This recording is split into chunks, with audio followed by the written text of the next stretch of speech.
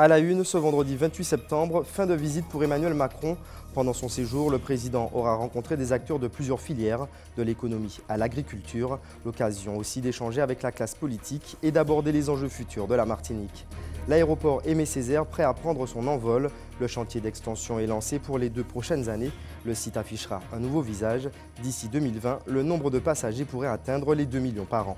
La tempête Cœur qui est passée hier sur la Martinique, plus de peur que de mal. Le phénomène n'aura pas causé de dégâts importants.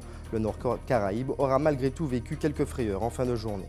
En sport, il sera surtout question de ballon et de collectif ce week-end. Le championnat de basket masculin fait sa rentrée samedi. Une affiche gauloise wax attend les spectateurs. Mesdames, Messieurs, bonsoir, bienvenue dans notre tranche info. Vous pouvez d'ailleurs la retrouver en direct sur la page Facebook d'ATV.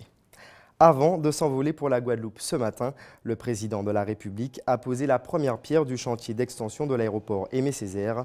Sur le tarmac, à quelques mètres de l'avion présidentiel, Emmanuel Macron a effectué ce geste symbolique, entouré de sa délégation de ministres, de plusieurs élus locaux et d'acteurs économiques. Une étape qui n'était pas prévue à son agenda et qui s'est négociée hier soir lors du dîner à la résidence préfectorale, comme nous l'explique France Toudiard, qui répond à Karil Chassol et Kathleen Villas-Copette. Quand j'ai appris que le président de la République venait le 27, donc j'ai proposé au préfet d'intervenir auprès du président, de son cabinet, pour profiter de sa présence pour pouvoir poser cette première pierre de notre chantier de modernisation de l'aéroport. Alors le retour était qu'il avait beaucoup d'engagement et il n'avait pas la possibilité de dégager un moment pour le faire pendant la journée du 27. Et en plus, avec les événements avec Kirk, ça a été difficile. Et hier soir, à l'occasion d'une rencontre avec le président, je suis un peu revenu à la charge, si on peut dire, et j'ai osé. Et il a accepté. Et d'ailleurs, il m'a dit, c'est bien d'oser, et quand on ose, on peut obtenir. C'est une traduction, d'après ce qu'il m'a dit, c'est une traduction de l'intérêt que l'État porte au projet, au développement de l'aéroport et au-delà du développement du tourisme et au-delà du développement économique. L'aéroport n'est qu'un outil au service du développement économique de l'île et singulièrement du développement touristique. Avec cette extension, la SAMAC s'est fixé l'objectif de 2 millions de passagers d'ici 2020. L'agrandissement de la structure représente un chantier colossal, une surface additionnelle de plus de 20 000 m² avec des travaux de mise aux normes obligatoires. Regardons la présentation du projet avec Sabrina Doré et José Le Chertier. Une nouvelle salle d'embarquement dédiée aux vols régionaux. 8 filtres de sécurité au lieu de 5 actuellement. Une extension de la salle d'embarquement des vols longs et moyens courriers. L'aéroport Aimé Césaire fera peau neuve d'ici 2020. Objectif, atteindre les 2 millions de passagers.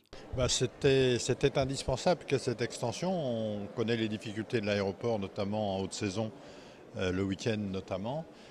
Donc il était important qu'on amène de meilleures conditions déjà aux passagers existants et puis pouvoir augmenter la capacité, ce serait une très bonne chose pour le tourisme notamment.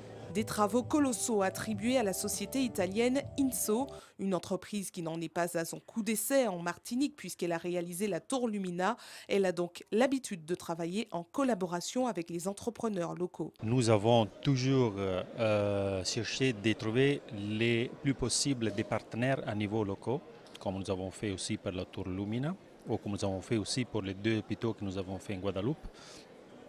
Si nous n'avons pas la capacité de trouver sur place des sociétés capables de réaliser des projets complexes, on y va, c'est normal, à chercher ailleurs en Europe des sociétés capables de réaliser. Mais c'est notre intérêt d'économie et de projets et aussi pour avoir des partenaires locaux qui sont toujours mieux qu'avoir quelqu'un qui vient de l'étranger. Des travaux qui n'ont pas pour unique mission d'agrandir la surface de la structure. Il y a également des mises aux normes obligatoires à réaliser d'ici 2 ans. Il y a une réglementation européenne en matière de sûreté et de sécurité qui est de plus en plus contraignante. Et en l'occurrence, tout le système de contrôle de bagages, de soute, ça ne se voit pas quand on vient à l'aéroport, mais tout ce qui se passe derrière, compte tenu de notre taille d'aéroport, il y a une exigence de mise aux normes européennes de standard 3. C'est un peu technique, mais c'est changer les appareils, avoir des appareils plus performants pour détecter tous les produits illicites constituant une source de malveillance. Donc ces machines-là, il faut qu'on soit aux normes au plus tard septembre 2020. Donc l'ensemble de ces, de ces données d'entrée, de ces contraintes-là, a fait que nous avons conçu un projet qui fait en termes de surface plus de 20 000 m². En tout, le programme de modernisation de l'aéroport devrait coûter la coquette somme de 123 millions d'euros. Le projet devra obligatoirement être réalisé d'ici fin 2020 afin de bénéficier des financements européens. Durant son voyage en Martinique, Emmanuel Macron a annoncé une aide de 40 millions d'euros supplémentaires pour le CHUM. Une nouvelle bien accueillie dans l'ensemble, même si la visite présidentielle ne répond pas à toutes les problématiques de santé. Une réunion était d'ailleurs organisée hier avec la ministre de la Santé, Agnès Buzyn, qui elle aussi a annoncé quelque chose à Johan Boulard. Nous allons réinvestir sur l'hôpital massivement pour qu'il puisse retrouver la santé financière. 40 millions supplémentaires apportés au CHUM. Une bouffée d'oxygène pour un hôpital asphyxié. 20 millions en septembre, l'autre moitié d'ici décembre. La somme ne couvrira pourtant que les besoins de première nécessité. Fourniture de base, l'encre pour le mettre dans les imprimantes, des couches, de rénover certains bâtiments, d'humaniser certains services, d'engager des travaux nécessaires, comme par exemple au centre de Louis Domergue à Trinité. Dans la soirée, c'est au tour du ministre Agnès Buzyn d'effectuer quelques déclarations. L'ouverture de postes d'assistants spécialistes, 7 à 10 par an, la suppression des épreuves classantes nationales pour 2019 et du numerus clausus en 2020.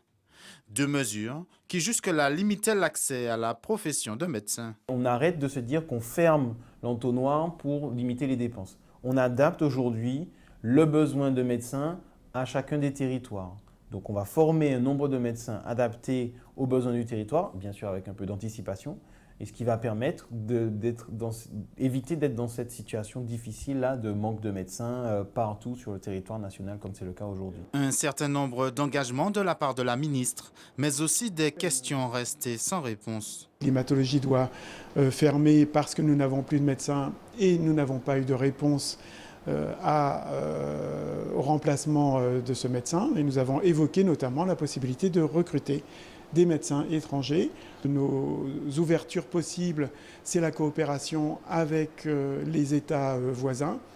Et là, Madame Buzyn s'est engagée à participer à lever tous les obstacles. Recruter des médecins étrangers ou encore coopérer avec la Guadeloupe. Objectif, optimiser les moyens par rapport au bassin des populations. Quand on a un bassin de population trop faible, en fait, les cas compliqués pour les médecins sont trop rares et du coup on a du mal à capter les talents médicaux. La première chose qu'on doit chercher en coopérant avec la Guadeloupe, c'est vraiment d'arriver à ce que les médecins viennent plus facilement et qu'on résolve notre problème d'attractivité. Autre problème, l'organisation et la gestion de l'établissement. Il faudra donc repenser son fonctionnement. Dans notre gestion du personnel, on n'est pas excellent, donc ça crée de l'absentéisme. Il y a des plannings qui ne sont pas bien équilibrés, nos commandes qui ne se font pas de manière aussi fluide que ce qui devrait. Tout ça, ça génère des surcoûts. Il va falloir qu'on ferme des lits à certains endroits, qu'on ouvre à d'autres. Il y a des services qui sont plutôt bien notés, pendant que d'autres sont sous-dotés. À cela s'ajoutent des difficultés comme le stockage ou l'évaluation du coefficient géographique, pour le moment de 30%. S'il est trop faible, il génère lui aussi du déficit. Ici, une chose est sûre, malgré ces 40 millions supplémentaires, l'hôpital reste bel et bien malade. Hier soir, le président a rencontré les acteurs économiques de l'île. Ils ont présenté au chef de l'État le projet de relance du centre-ville de Fort-de-France. Fort-de-France et le Lamentin qui sont retenus parmi les 222 villes moyennes de France candidates au projet Cœur de Ville. Objectif, débloquer des fonds pour la réhabilitation et le dynamisme économique de l'intérieur des villes. Écoutez ces réactions au micro de Régine Germani avec Johan Constant.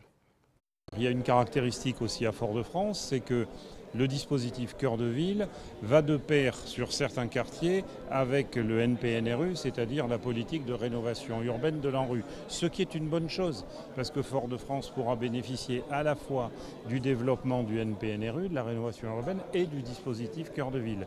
Donc, encore une fois, ce n'est pas un droit de tirage. Les crédits sont là, ils sont apportés en grande partie par l'ensemble des partenaires, c'est-à-dire Action Logement, qui apporte 1,5 milliard d'euros sur la durée du dispositif. La Caisse des dépôts apporte 1 milliard de dotation et 700 millions d'euros de prêts, c'est de l'argent frais. L'ANA apporte 1,2 milliard d'euros. Évidemment, les dotations de l'État sont là aussi pour être fléchées sur cette action. C'est un projet qui est transversal, qui bien entendu vise à revitaliser et à développer le centre-ville. Ça s'appuie évidemment sur la vie économique et le patrimoine n'est pas un aspect nostalgique, mais bien un élément du développement économique, un levier à travers la valorisation et la rénovation, mais aussi la mise en valeur de lieux et pour l'attractivité touristique. Donc, comme le maire l'a dit tout à l'heure, nous avons une concentration impressionnante de bâtiments classés ou inscrits, ce qui fait que nous avons aussi un intérêt touristique et donc il faut dans ce projet Cœur battant qui a été éligible au projet national, le volet patrimonial est un volet extrêmement important. Sur l'aspect sécurité, notamment la problématique du stupéfiant, c'est vrai que la Martinique depuis quelque temps explose là par rapport à des trafics qui interviennent dans la Caraïbe et malheureusement nous subissons de plein fouet ces fameux trafics. Nous avons aussi d'autres problématiques de sécurité par rapport aux armes à feu qui circulent en toute impunité et on lui a fait valoir un certain nombre de points pour qu'il puisse intervenir et faire en sorte que les services aient plus de moyens pour pouvoir mieux collaborer avec les services de la ville de Fort-de-France. Il était très à l'écoute, très attentif à ce que nous étions en train de lui exposer. C'est vrai aussi qu'il nous a dit qu'il prépare des projets de loi. Nous verrons si tout ça se met en place dans les temps futurs. Mais nous sommes déterminés vraiment à travailler ensemble pour faire en sorte que la délinquance recule particulièrement à Fort-de-France, mais aussi dans la Martinique. Et ce petit clin d'œil avant de refermer le chapitre présidentiel. À l'aéroport ce matin, parmi les officiels se trouvait la petite Mohan, âgée de 8 ans. Elle n'était pas là par hasard. Vous allez comprendre pourquoi. En passant, le président lui a adressé un baiser chaleureux. Voyez sa réaction. Ça m'a fait très plaisir et en même temps je suis avec ma mamie, la députée Josette Manin. Il m'a dit que ça lui fait plaisir de m'avoir vue et c'est tout. Je vais leur dire que j'ai vu Emmanuel Macron et que j'ai pris des photos avec lui et il m'a serré la main. La Martinique a tremblé ce matin. Peu après 8h30, un séisme de magnitude 6,3 sur l'échelle de Richter a été ressenti. L'épicentre a été localisé à 69 km à l'est-nord de Trinité et 32 km de profondeur. 4 répliques de moindre envergure ont eu lieu en moins d'une heure. Conséquence de ces secousses, mais aussi des fortes pluies, un important éboulement ce matin au niveau de plateaux bouchés sur la route de la Trace à Font-Saint-Denis. Le glissement de terrain a interrompu la circulation sur une voie. Les équipes techniques de la CTM dépêchées sur place ont rapidement dégagé la route. Les précisions recueillies par Sandrine Claude. Suite au séisme qu'on a ressenti ce matin à 8h32, nos équipes qui étaient déjà sur le réseau suite à Kirk, donc ils ont identifié un glissement, un petit éboulis, on dira, sur la RN3 au PR20 au quartier Plateau Boucher. C'est suite donc là les équipes sont intervenues en régie directement et ont pu évacuer.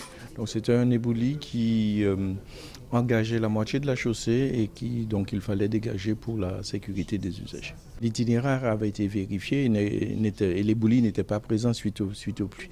Et donc c'est après un deuxième passage suite au séisme qu'on l'a identifié.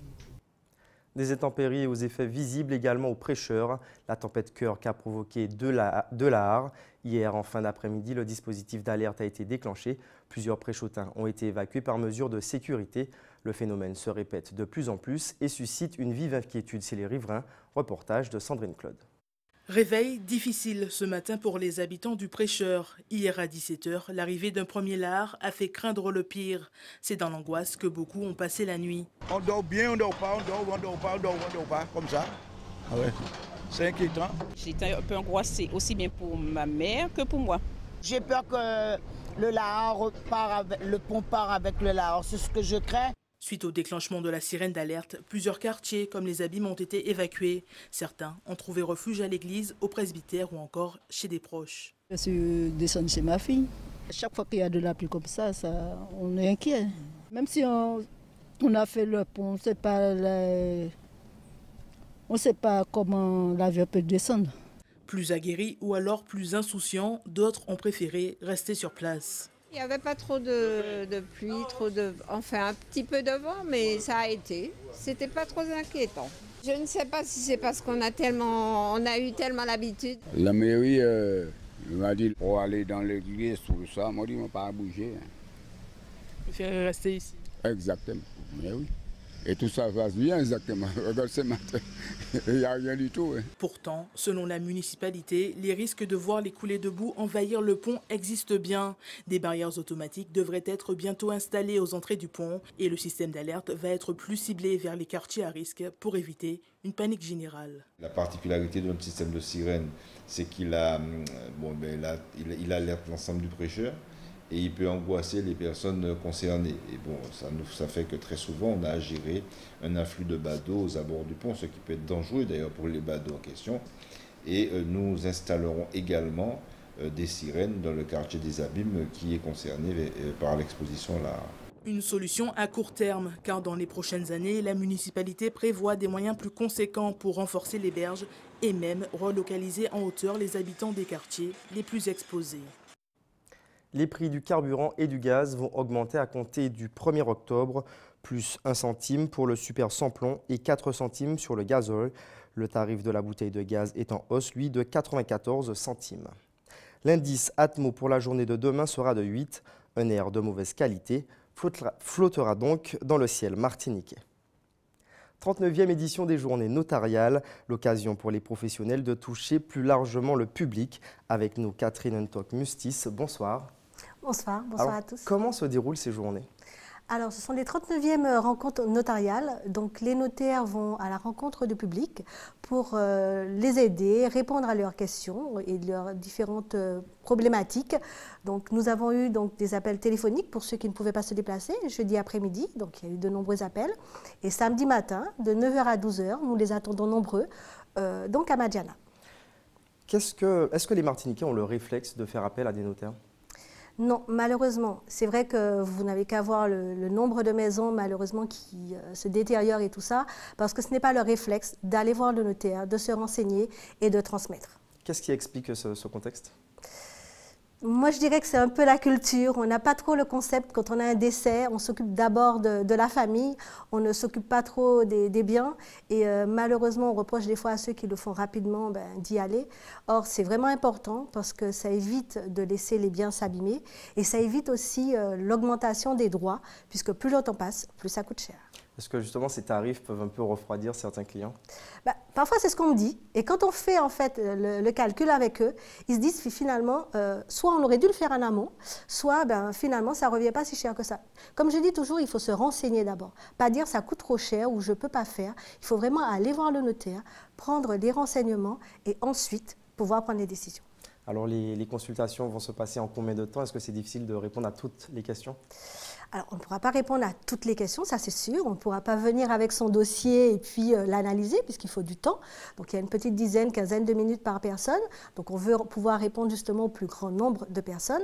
Par contre, on pourra aiguiller les personnes. Genre de questions, ma fille doit se marier ou je dois me marier, qu'est-ce que je dois faire?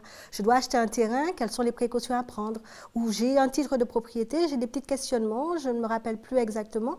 Donc, on pourra vraiment les aiguiller, et pas seulement sur le droit de la famille, le droit immobilier, mais aussi sur l'entreprise, parce qu'il faut savoir que le notaire peut aussi vous accompagner dans tout ce qui est entreprise. Voilà. Ce que j'allais vous demander, ce sont les problématiques qui reviennent le plus souvent en Martinique? Malheureusement, c'est vraiment le problème de l'indivision qui nous gouverne un petit peu, puisque comme on voyait au début, il y a beaucoup de personnes qui ne règlent pas les successions. On règle encore des successions avec des décès il y a 100 ans. C'est vraiment énorme. Donc, et ça impacte énormément sur notre système économique, puisqu'on ne peut pas transmettre, on ne peut pas vendre, on ne peut pas donner. Donc, il faut vraiment reprendre un petit peu les bases et se dire que quand on va chez un notaire, ce n'est pas qu'on n'aimait pas ses parents, c'est qu'on veut justement éviter les mêmes problèmes à nos enfants et pouvoir transmettre à l'avenir de bonnes bases. Alors sur une succession par exemple de 100 ans, qui fait ce travail de recherche? Alors souvent c'est le notaire, si vraiment il y a le titre de propriété et si on connaît sa famille, mais malheureusement il arrive justement qu'avec le déplacement de tout un chacun dans les différents pays, qui ne retrouvent pas leur famille, qui ne savent pas. Donc ils vont chercher sur les réseaux sociaux où ils se font aider par des généalogistes parce c'est eux qui nous emmènent en fait, qui sont leurs héritiers, qui donc va hériter. Ensuite c'est à nous de pouvoir faire les actes. Les problèmes d'indivision concernent 40% du bâti en Martinique. Quelles sont les conséquences sur le territoire? Les conséquences, ce sont toutes les maisons qu'on voit malheureusement dégradées, donc qui abîment un petit peu le paysage martiniquais. C'est au niveau économique aussi, puisqu'on ne peut pas vendre, on ne peut pas transmettre. Ce sont toutes ces maisons folles qui nous gouvernent un petit peu et c'est vraiment dommage. Alors, le député Serge Letchimy a supporté en début d'année un projet de loi justement pour faciliter les actes. Qu'est-ce que ça pourrait changer concrètement pour vous? Donc, dans le projet de M. Letchimy, ce qu'il a prévu justement, c'est éviter qu'on ait, puisqu'aujourd'hui, pour pouvoir sortir de l'indivision, il faut 100% des co-indivisaires qui soient d'accord. Donc 100% des personnes qui sont propriétaires ou censées être propriétaires qui doivent être d'accord pour sortir de cette situation. Donc lui, ce qu'il a demandé justement, c'est qu'on puisse diminuer cette cotation et qu'on puisse aller plus facilement et éviter qu'une personne puisse bloquer 5, 6, 10, 20 personnes. Ça pourrait être une majorité par exemple? Voilà, plus une, qui permettrait justement d'aller un peu plus vite et de pouvoir régler des solutions insolubles quand il y en a certains qui bloquent juste pour un petit peu embêter les autres. Merci d'avoir accepté notre invitation. Je rappelle que les consultations sont gratuites, anonymes. Tout à fait. Samedi au Palais des Congrès de Madiana. Oui, merci.